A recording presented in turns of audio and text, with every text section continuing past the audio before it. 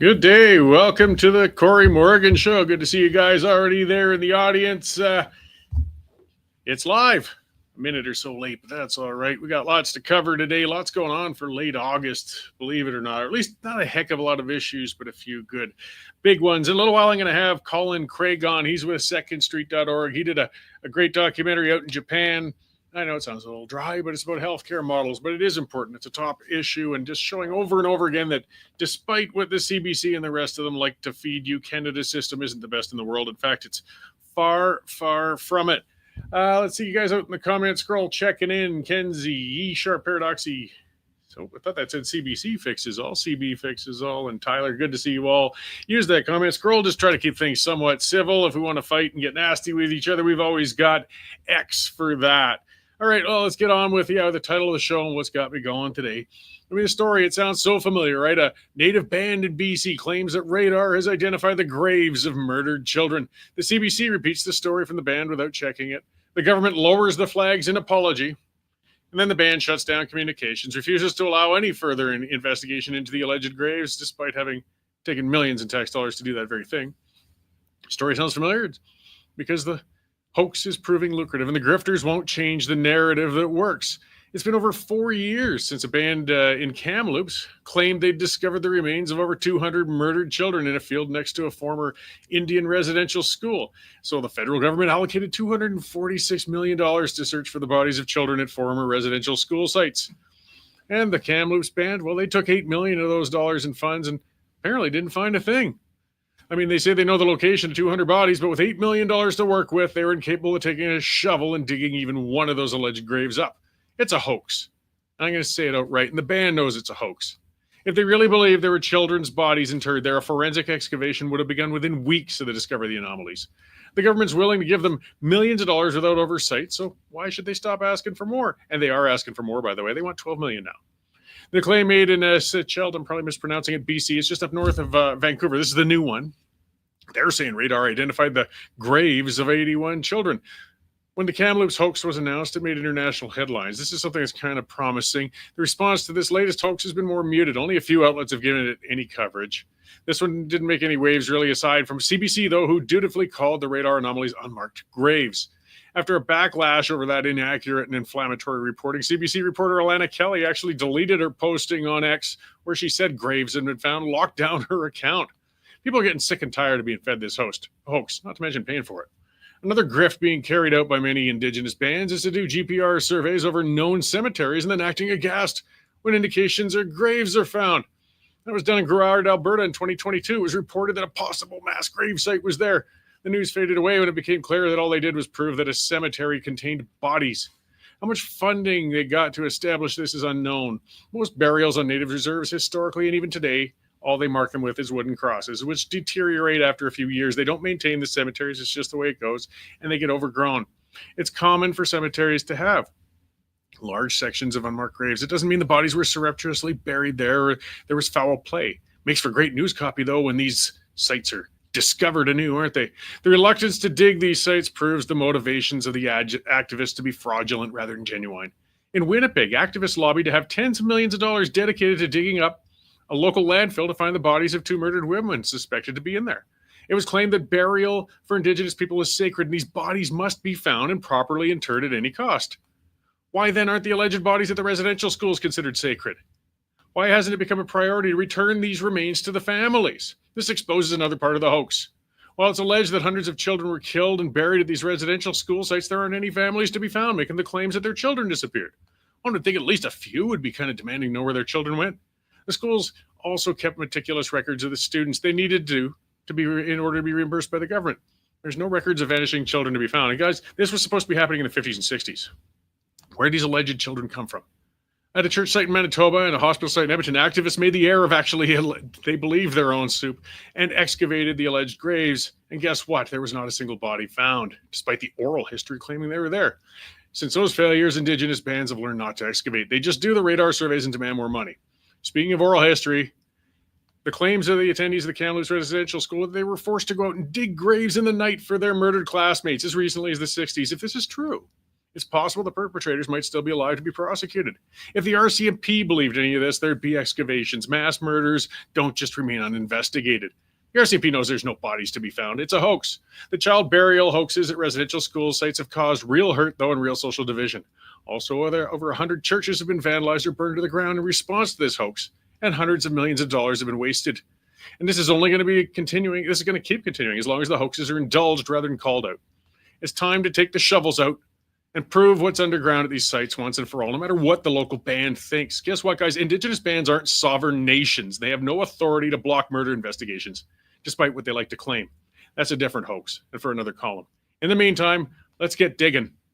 All right. Well, that's my rant to get me going to start with. Now we're checking into the news with Dave number 2. Dave, what the hell are you doing? Oh, same old, and Deer in Headlights is back. Oh, great. Shockingly comfortable for only a second appearance on this vast national show. Yeah, not too bad. Well, to be fair, Cory, I mean, we don't have a lot of news this week. It's been pretty slow, actually. But, I mean, I guess the big one would be Poilievre is actually back in the House of Commons. You know, I mean, he won the Battle River Crowfoot riding by over 80% of the votes. I think there's still some coming in, but last I looked, I think it was 80.4%. And I think some of the Liberals were saying that it would be a failure if he didn't get that many. Do you think that would have been the case? I mean, it is a massive conservative stronghold. To read anything, whether a victory or a loss into a by-election is really going on a stretch. If anybody's saying it's a great victory because he got 80%, well, again, it was a by-election. They threw everything at it. If it was down to 60%, well, it's a by-election. People might not have felt like coming out. So that's true. Everybody's trying to read something into the tea leaves. The reality, he took a safe spot and he needed a seat. But, well, that's one more thing out of the way. Yeah, no, exactly. And apparently Bonnie Critchley was finished second. I think she got 10% of the votes, which was actually pretty good when you think about it, because she was an independent. She's a local. And she kept referring to Poilievre as a carpetbagger and said that the whole thing was a waste of taxpayer dollars, which you could argue maybe it was. It was kind of seemed like a sure thing from the get-go. Well, yeah, but I mean, it happens. It's funny. I didn't hear Bonnie when Ned Nenshi went out and ran for a seat in Edmonton to get himself into the legislature when he doesn't live there. They kind of get a little selective. I mean, it's an old game that political leaders have done forever. Don Getty did it a long time ago out in Camrose, I think it was, and they built a nice new hospital and put the Lottery Corporation there to make sure he won the seat this time. I mean, you don't have to like that aspect of the politics, but it's just the way that game's played. Yeah, no, exactly. And also we had the Air Canada strike, which actually really lasted not very long. I thought it probably lasted a couple of weeks, and then they probably finally go back to work. But yeah, no, they reached a 4-year agreement, apparently, that covers over 10,000 flight attendants. And ground pay is introduced for the first time, which I couldn't believe they didn't actually get paid for ground pay to begin with. Yeah. It's just when I think the plane was actually in motion in the air is when they started getting paid.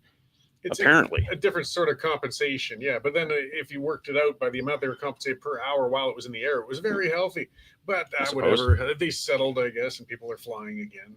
Yeah, because I think they said that, I'm looking here, it was 500,000 passengers were affected across all of Air Canada's flights around the world. So that's a fair number. I mean, especially at the end of August, like end of summer vacation, kids are going back to school, that sort of thing. So yeah, it's a good thing it didn't last more than 2 weeks. I think it was the total amount of days was less than a week. I think 5 days or so, something like that. Yeah, they're still recovering, I think, a bit today from a few flights, but they're getting back in track. But yeah, Canada's Airlines have been having nothing but grief for the last couple of years. You're not kidding. Opens up a bigger discussion. Maybe we need more than 2 large airlines in this country. Not a bad idea, I think. And we had a little bit of an interesting one. There was a BC nurse that actually got suspended for 1 month and was ordered to pay over $94,000 over public statements on women's rights.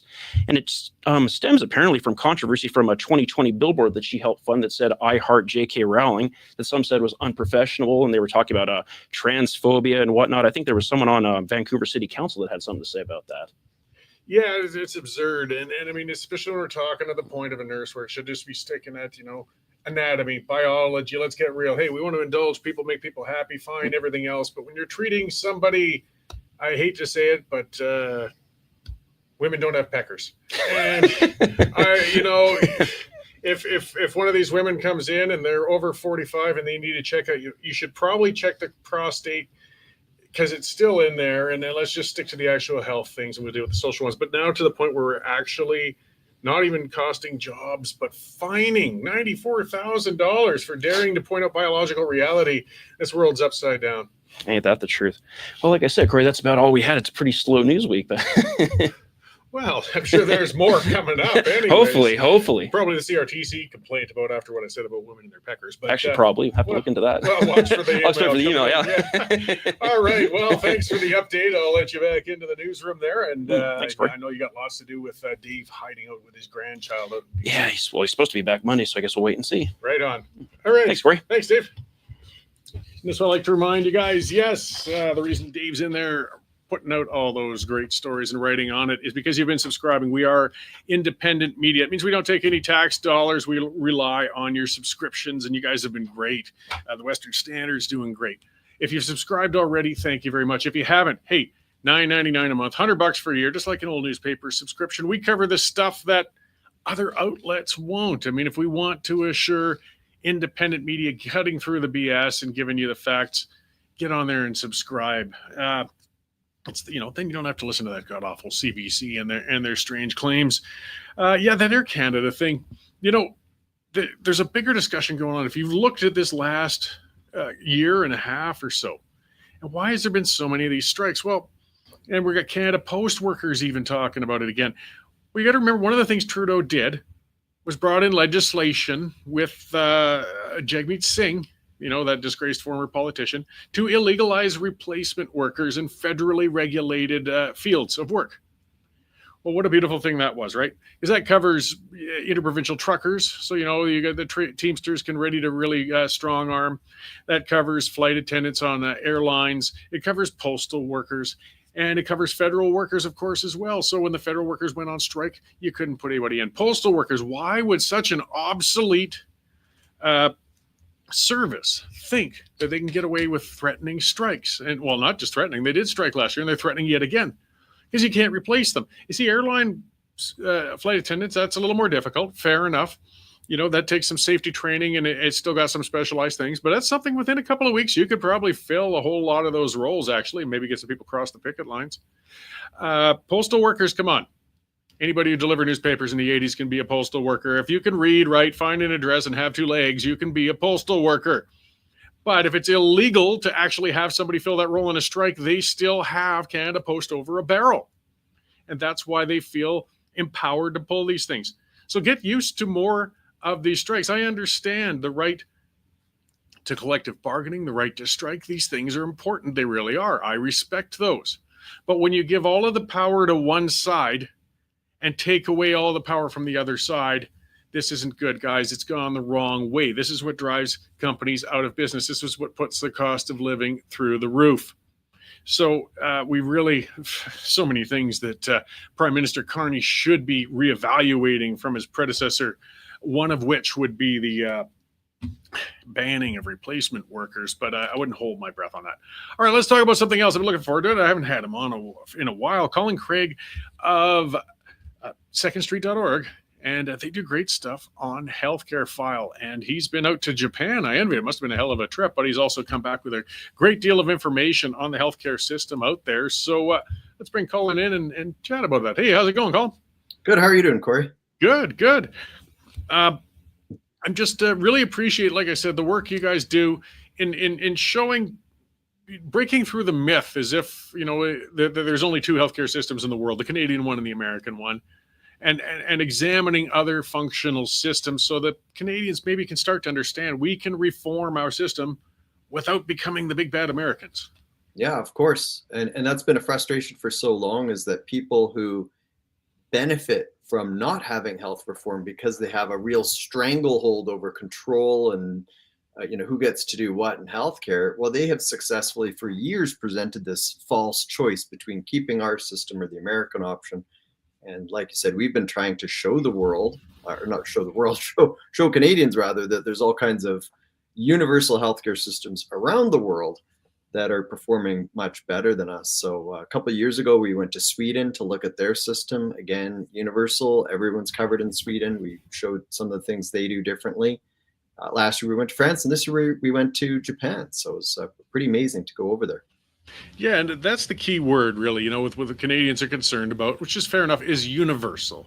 And they just want to be, assured that you're always going to be covered one way or another. The system might be different, but you're never going to be turned away from a hospital because you don't have enough money in the bank or a good enough credit rating. You have coverage. Everybody has coverage. Yeah. And Japan has universal coverage. Yeah, they do. They most certainly do. And the most amazing thing about their system is that there's basically no waiting list. It was culture shock, Cory, to go over there and learn more about their system. I actually lived there 20 years ago, but as a young younger guy, I didn't really need the healthcare system too much, so I didn't have a lot of exposure to it. But to go back now in my 40s and with the specific purpose of learning about their system, it was culture shock to just hear again and again that if you need healthcare, you're getting in within, maybe if it's emergency, you get in right away. Excuse me, if it's not, you're getting in within a week, 2 weeks, a month max kind of thing. Like you're getting in right away compared to in Canada where people often wait over a year for something like knee operation, hip operation, whatever.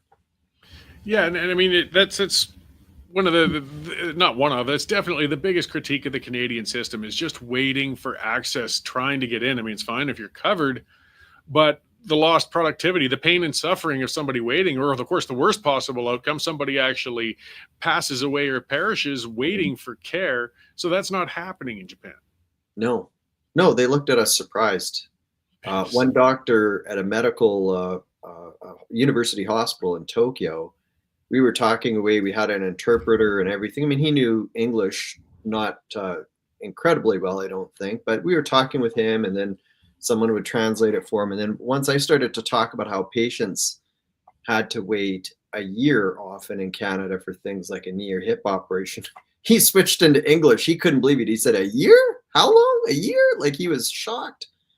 And this is a problem, is that in Canada, I think many people have come to think of this as somehow normal. It is not normal. The suffering that we're seeing in this country is not normal.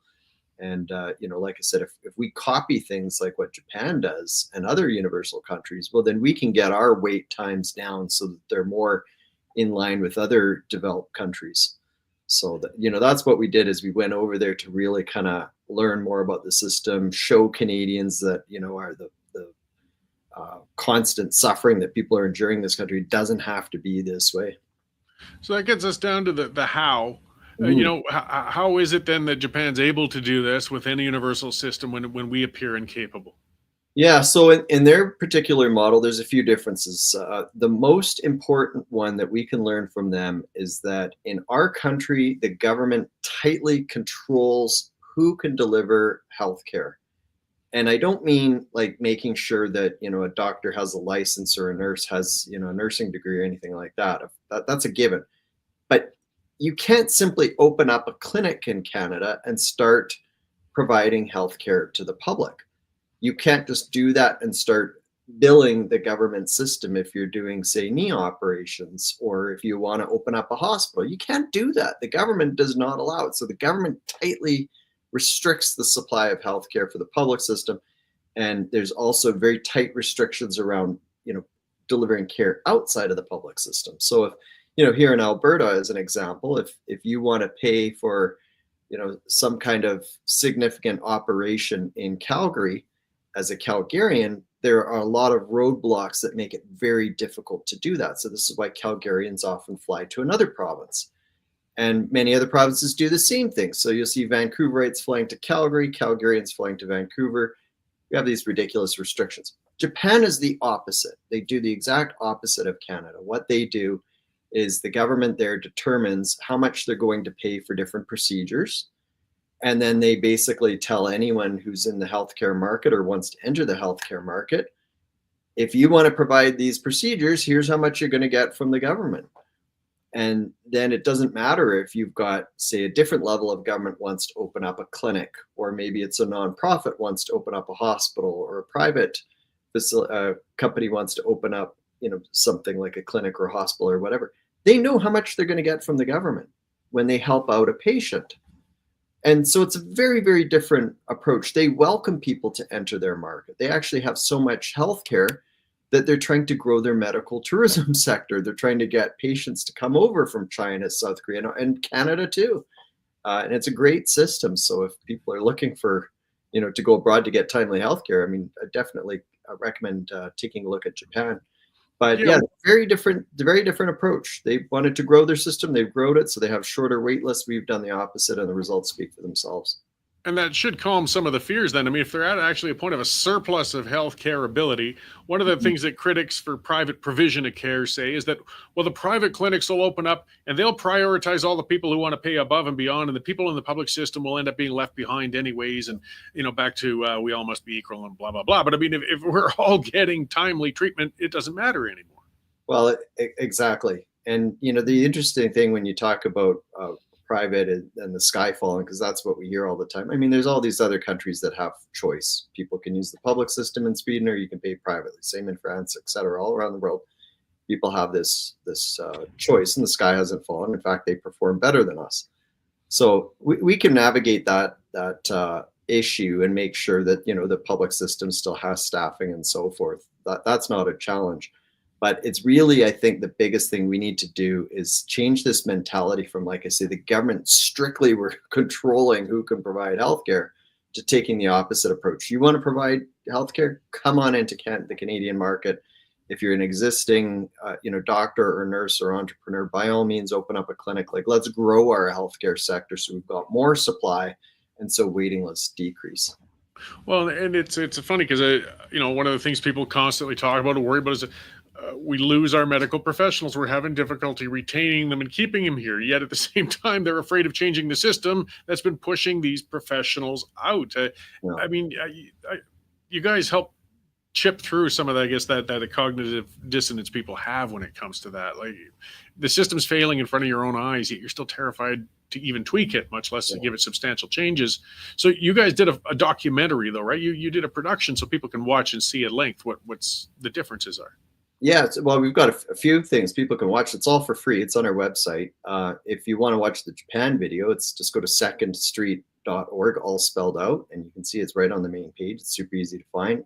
And also, people could go to healthreformnow.ca, again, healthreformnow.ca. And that's a 40-minute documentary it's much more comprehensive and looks at more issues and more solutions. But yeah, you're right. I mean, when it comes to labor issues, those can be navigated. And, personally, I don't have $100,000 laying around if I needed heart surgery or whatever. I want the public system to be strong, but it's not strong right now. So we have to be looking at reform, and we can make sure that we have the staff in the public system. The reality right now is that a lot of healthcare professionals are just leaving Canada. They're looking at these different options, largely just working for the government, some government hospital here or there, and they're saying, I don't want to work there. I mean, I heard terrible things. It's not a good environment. It's chaotic. It's not managed well. So they're leaving. Other times these workers start out there, and then you hear MEI, the Montreal Economic Institute, they've done great research looking at nurses retiring before they're like 35. I should correct that, not retiring, but leaving the profession before they're 35 because it's just too stressful. The government's operating a chaotic environment. Whereas you go into countries like Japan, we went into these hospitals. It's not chaos. There's not patients laying in hallways. There's not, just this, confusion like surrounding the hospital. And I'm not criticizing individual doctors and nurses in Canada. The problem is the government's running the thing, and they've set it up poorly, and the results are not very good for too many Canadians. So, yeah, we can navigate these issues. I mean, two other things people, I think, may want to keep in mind about the Japanese system. They do have user fees. They're pretty affordable. Like, no one's, from what we could tell, no one's going bankrupt by the Japanese system. If you need something like a heart operation, they have protections in place that if you're a middle-income Japanese person, the most you would pay in a month would be around $800. So if you think about, $800, a lot of us don't have that money to throw around casually. But if you think about it for something like a heart operation, that's when the cost is probably upwards of $80,000, $90,000, $100,000. $800 isn't very much. So they do have safeguards in place to keep the costs low. If you need something less significant, a professor from Kyoto that we talked to estimated it would be about 3,000 yen to visit your family doctor. If you got a bad cough or something like that. So that works out to around $28 Canadian. So, it's not tiny. It's not huge either. I think most people, if they've got a serious health problem, they can afford that. And then there's other safeguards in place if you're poor or, for costs for children and so forth. But that's one. The other thing that I think is important to talk about too, Cory, is just that the Japanese people are healthier to begin with. And when you live a healthy life, you end up with fewer health problems. And that's where we as a nation, I think, are weaker, and we have more room for improvements for Canadians to, live healthier lives in the first place. Then we put less stress on the healthcare system. So, we talk a little bit about that in the documentary as well. Yeah. So With these reforms, though, ideas like this, would these involve actually having to reform the Canada Health Act? Or provinces able to implement some of these without that? Like, that's one of the problems Canada's had is the provinces are tasked with delivering the health care, but the federal government tells them how they must do it. Do we need federal policy reform? Yeah, I mean, the question or the answer is that it kind of depends. Depends how you want to do it. So in Japan, actually, like, you know, we talk about the option of paying privately. Use the public system, or you reach into your pocket and you pay privately. I mean, that's how it works in countries like Sweden or whatever. In Japan, it's basically the government's going to pay X amount of money. It doesn't matter where you go, that money's flowing. And then you would pay that additional top ups. It's not really you don't necessarily think about it choosing between public and private. It's all part of the public system, but you could receive care at a private clinic within the public system. So the money flows from the government to the private clinic when you go in for your knee operation, and then you pay a portion, which is the user fee. So it's that could certainly be done without having to change legislation. Just changing this approach. I mean, we're seeing it happen here in Alberta. I mean, we'll see in the near future sort of how the government rolls this out as the details become clear, but it looks like they're moving in that direction, so that they're switching the system so that the focus, stay with me here, so that the focus now becomes all about the patient, which is where it should have been in the first place. Too often in Canada, the focus is about ideology. Who gets to deliver the healthcare? Are they unionized? Are they not? Is it a public institution or not? That's not what the focus should be about. The focus should be about patients being empowered to go out and find the best solution for them. And that's how they do it in Japan. And that's a big difference. Like I say, it looks like Alberta's moving in that direction towards kind of what they do in Japan. Quebec has actually been doing that more and more, and they've had some very good success there. Yeah, no, and I appreciate the way you guys have been approaching it, and the Montreal Economic Institute. Whereas people have been actually trying to pressure the politicians who will eventually have to be the ones to help implement the changes. But I think what you got to do is change the hearts and minds of the public. Don't worry, the politicians will follow. If the public is asking for these reforms, the politicians will feel emboldened to do so. And you've been doing more of a public education sort of role that way. So I really appreciate that, and kind of laying it out in lay terms so people can understand. You're not looking to threaten healthcare; you're looking to improve it. And if we demand it, we can get it. No, yeah, I mean, we've spent tens of thousands of dollars, maybe even more, trying to show the public how we can improve our universal public system. We're trying to improve the thing, and also give patients more choice too, like show how that can help, and other things that can ultimately improve care for patients in the public system. But spending decades continuing to do what we've done for the last 30 years, which is throw money at the system and hope something works. I mean, that's insanity, right? We've got to do something different. And I actually take a different view than you on sort of where we're at. I don't think the problem is as much the public, it's more the politicians, because when we do public opinion research, the public is largely on board with reform. They overwhelmingly believe that we need reform, not throwing more money at the system. So that's a good thing right there. The public understands throwing money at the system isn't going to work. Well over 60% believe that, and then there's another portion that believe that we continue to need reform, and it's not throwing money at the system too. But so that's positive. When it comes to choice, keeping the public system, allowing people to pay privately, locally in their own city, province, whatever. Last poll we did found 61% believe that. And that would help, because every time someone pays privately, well, then that's one less patient that the public system has to provide care for. So, over 60% there support that. So I think the public is largely there. It's now a matter of politicians catching up, because a lot of them, I think, are still stuck living in, the late 90s, early 2000s, where health reform was something that you couldn't really talk about as a politician, because the public didn't fully understand sort of the system, the problems, and sort of how we can change things by copying policies from Europe, Japan, Australia, wherever, other developed nations that have universal systems. So, I think what we need more than anything is for the political class to catch up and understand just how bad the crisis is, and put some urgency behind reform. Well, it's hopefully the public speaks up then. I mean, that's who the political class should be listening to. And as you guys help engage them, hopefully, we want to make that lead to some positive changes. So before I let you go, just one more time, where can people find your recent documentary and all the rest of the work you guys have been doing? I love the work you guys have out there. Well, thank you. Thank you so much for having this conversation today. It's so important for people to talk about these issues so that we can ultimately reduce patient suffering. Like I say, the video, it's on YouTube, on our Facebook page. The easiest way might be to just go to our website, secondstreet.org, all spelled out, and people can watch it. There's a link right on the main page, and they can see it there. Great. Well, thanks for joining us today, Colin, and thanks for that work. And I hope you got to enjoy some of that time in Japan, too, and it wasn't all business while you're out there. Oh, it was awesome. Great food, lots to see. Highly recommended if someone's wondering where they should go on their next trip. Wonderful, amazing country. Right on. Thanks, Colin. I'm sure we'll talk again soon. Thanks a lot, Cory. Great, thanks. So yeah, folks, one more time, that is Colin Craig at secondstreet.org. And they cover other things besides healthcare, but that's where they've really been fantastic on that file. We got to change our perceptions. I mean, most people are realizing there's a problem. I think some of it really wakes you up, though, once you get a direct experience. I've been going on about it for years, but something that really shook me up a year and some ago was going into Foothills Hospital. It was shortly after my wife Jane's mother had a stroke. And she was she passed, unfortunately, but she was in hospital for some time. And we went to the Foothills Hospital in Calgary, and there was a room for the family to wait. And you had to weave through these tunnels through emergency and literally hallway care.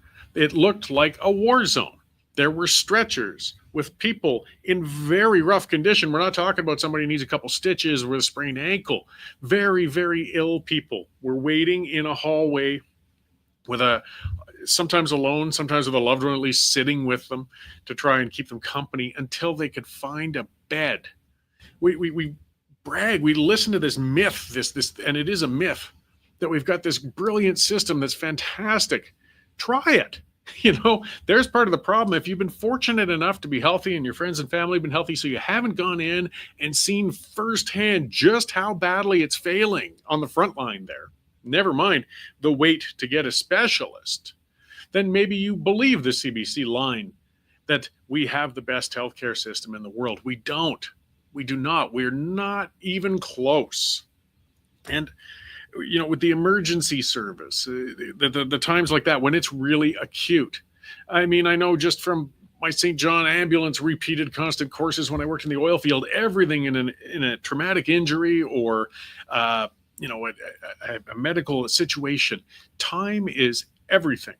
The faster you can get in to professional help in a facility that can treat you, the better your chances of having a recovery or surviving.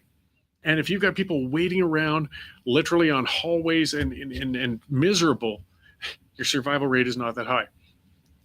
We've demonized, we've allowed this polarized conversation to happen, saying it's just the American system or just the Canadian. And it's the damned unions, and I'll say it outright, it's the bloody unions sucking us dry, life-sucking parasites, preserving this system which is causing so much death and suffering.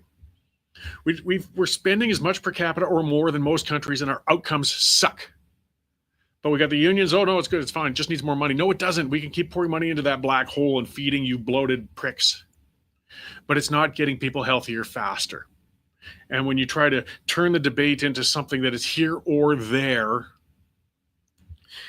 what does it matter if the healthcare is free if you're dead? One of the things I spent a lot of time working in the United States. I don't want us to embrace their system. I don't, because yes, some people end up broke because they got treated somewhere. But the competition element, you can certainly see. I was working in Hobbs, New Mexico. I tell you, a dusty, miserable little town right on the Texas-New Mexico border. I was there in July and August. I really had some good timing with where I'd be surveying. But there was a billboard when you drive into town, actually two of them. And they were both for private hospitals. And one had a digital sign on it so that it would change. It told the estimated wait times for emergency service. They're actually trying to say, come to our place, we'll treat you faster. And that I never saw it higher than 7 or 8 minutes. As a CB Fixes All says, your mother sat in the waiting room for 6 hours to see a doctor for the trouble she was having. Yeah, there was a recent poll I saw talking about, I wish I could remember the number offhand, but a startling number of people who went to the hospital and then finally just left because they got tired of waiting.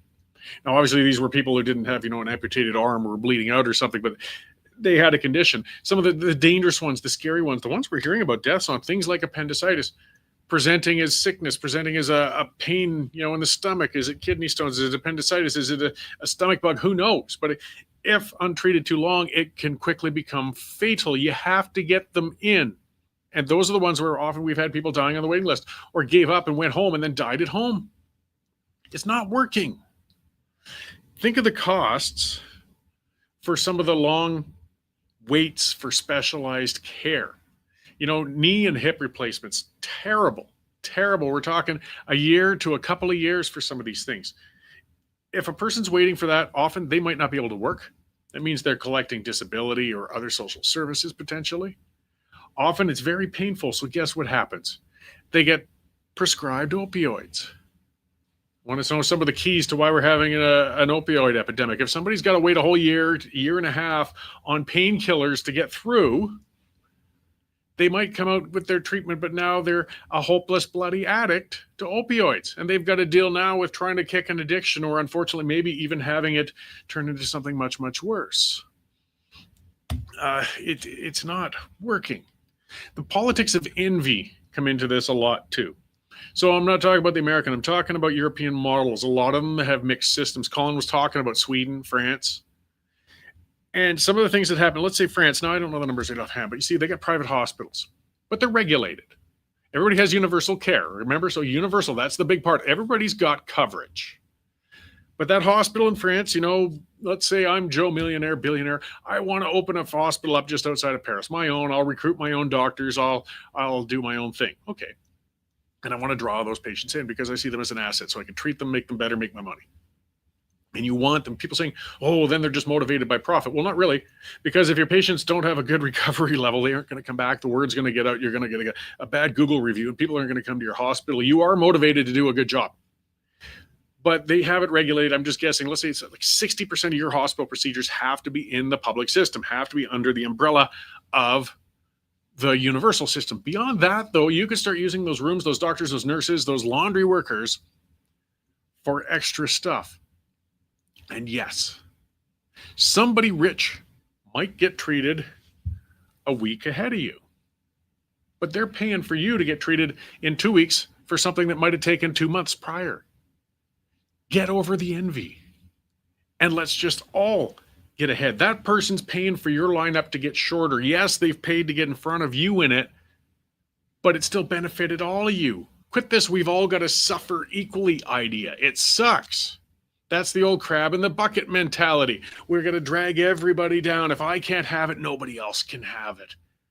I just want it shorter, and I'm okay if the rich guy gets ahead of me. I've accepted a lot of things from the rich guy. They've got the nicer car. They got the nicer house. They take longer vacations. Oh, well, get over it. Either work harder to get their level of income or just forget about it. But pissing and moaning and trying to pull them down to your level doesn't help. And guess what happens? This is something that's already happening too. People will go somewhere else for the care and they'll take their dollars out. It's not because they're rich, it's because they're desperate. Let's say, and I've used this analogy before, let's say I was told I'm not rich, but I promise you I'm not rich. I'm doing okay, but I'm not rich. But I was told you need this heart procedure within 4 months or there's a 50% chance you'll be dead. We'll book you in for 6 months from now. That's kind of what some of the options people are kind of looking at right now with these long waits. What am I going to do? Sit there and take a 50-50 chance of dropping dead? No. I might remortgage my house and go to the United States to get it done, or Vietnam, or Japan. So what happened then? Well, I got faster treatment, but now I've lost the equity in my home. Medical professionals in a different country got my money, which could have been kept here funding other medical professionals. Not saying it'd have to pay the whole works out of pocket. I'm just saying, see, we're not winning. And it's not just rich people leaving to get care elsewhere. It's desperate people. And if they don't even have that means, well, yeah, then they're hooped and they just got to cross their fingers and hope that, whatever you have doesn't get you before you can get the treatment on it. We need rational discussion on it. We need to stop the fear mongering. We need to tell the unions to shut the hell up. We need to allow, here's the big word, competition. That's the thing. If these public hospitals are giving good care, they don't have to fear losing patients or professionals to a private facility.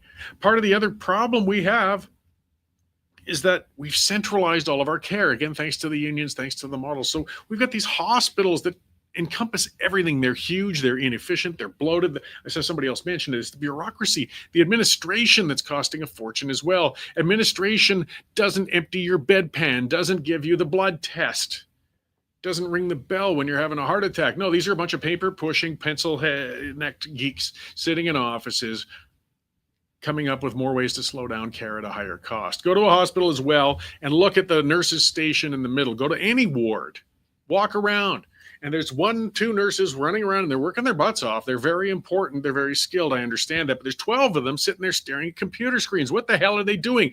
I don't get treatment by somebody staring at a computer screen. They say they're charting. Have we gotten to a point yet where somebody can do a visit to somebody in a bed and not have to spend half an hour charting?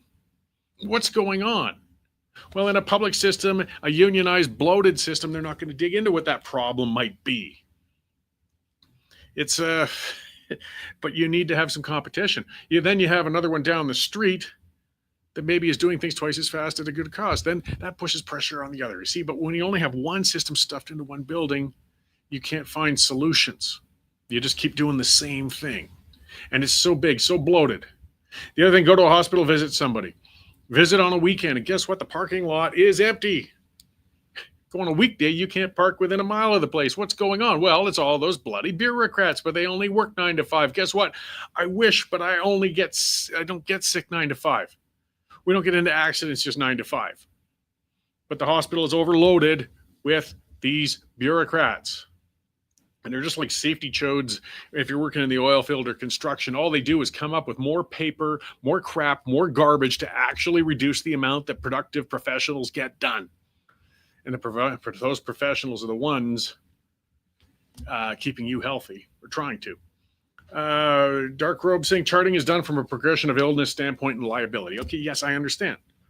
You got to document. Part of it's the bloody lawyers, right? They'll sue you for anything and everything if they think a T wasn't crossed or an I wasn't dotted. But you don't need that much. Quit giving me that crap. We don't need them for half an hour per patient every 20 minutes. They're in there all the time. Don't try to tell me when I got AI that I can type in a sentence and get an essay. With this modern technology, that we have to have our nurses spending that much time in front of a computer screen instead of actually working with the patients. Something's wrong. We got a lot of room to improve things, but we got to break out of what we're stuck with. Here's something to show the stupidity of government. I'll kind of break away from healthcare. I want to hit some of these stories before the show runs. And you might have seen this story popping up. The Canadian Embassy in Washington, they hired. So this is your tax dollars. These are your bureaucrats. These are these folks. They hired a consultant for tips on how to talk to Americans. Yeah, the Canadian Embassy in Washington. And guess how much they paid? $2,000 American an hour for this specialist to teach how to talk to Americans. This is teaching our diplomats. This is teaching our $400,000 a year most senior of bureaucrats living in embassies with servants how to talk to the Americans. This is where your money's going, guys. But this is what bureaucrats come up with. This is the double-speak and garbage they come up with. This is the same sort of people are dealing with how we do our healthcare. They're adding levels and levels of idiocy. And are we getting any better for it? Let's get to our rights. Here's another story we're going to be watching. I'm going to be following closely because I've always been big on those ones. I believe in castle doctrine. That means, yes, property rights, your property, your health, your safety, your well-being. Some housebreaker comes in, I should be able to sue their estate for the cleaning to get their brains off of the back of my door after they got lead poisoning by threatening my family. Well, in case of Kawartha Lakes, and that Kawartha Lakes has got some serious issues going on anyways with their junkies and other problems. But yes, 44-year-old man had a housebreaker come in. He beat the snot out of the guy, and now the 44-year-old man has been charged. The housebreaker, of course, was already wanted on prior charges, and the housebreaker had a weapon, but that's not good enough. They don't want you to have the right to defend your own home, defend your person, defend your property. This has to change. That priority is so far off, so far out of whack. Family, safety, property comes first.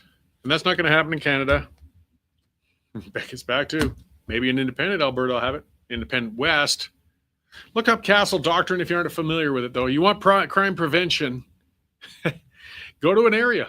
Derek brought that up when we were talking about a meeting earlier this morning. See how many home invasions happen in Montana. Not a heck of a lot. Why? Because they have property rights, home protection rights, and most of them have firearms. So even the worst of fentanyl-addicted hammerheads knows that it's suicide to break into a home with an owner in there. In Canada, the homeowner, I guess, is supposed to just sit there. Please don't hurt me. Take everything I got. Maybe just rape me a little bit, but I won't fight back because I'll go to jail. Ridiculous.